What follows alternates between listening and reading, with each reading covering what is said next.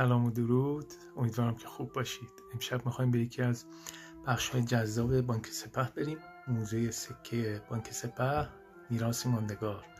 هسته اولیه تشکیل این موزه در نیمه دوم دهه 30 به کوشش تیمسار آقولی مدیرعامل وقت با خرید مجموعه آثار از مجموعه داران و جمع‌آوری آثار اهدایی شکل گرفت که این موزه در سال 1352 به صورت رسمی در طبقه همکف ساختمان ادارات مرکزی بانک سپه واقع در میدان توپخانه افتتاح شده.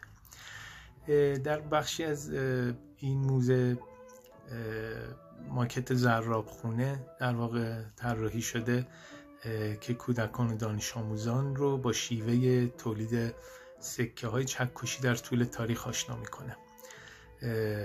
در این موزه بیش از 20,000 سکه کارشناسی و مستندسازی شده که حدود 13,000 سکه در کارگاه مرمت موزه مرمت شدند. در قسمت دیگه موزه سند حکم خشون تأسیس بانک در سال 1304 شمسی، اساسنامه بانک، نمودار سازمانی، دفترچه امضا و خیلی چیزای دیگه دیده میشه.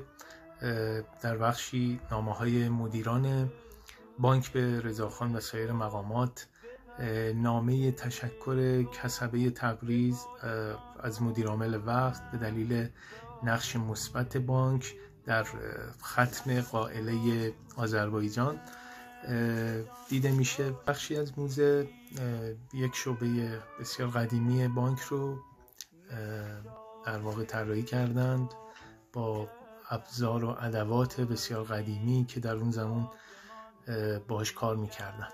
عکسی که ملاحظه میکنید دیدار هیئت بنیانگذاران انجمن آثار ملی ایران از موزه سکه بانک سپه هست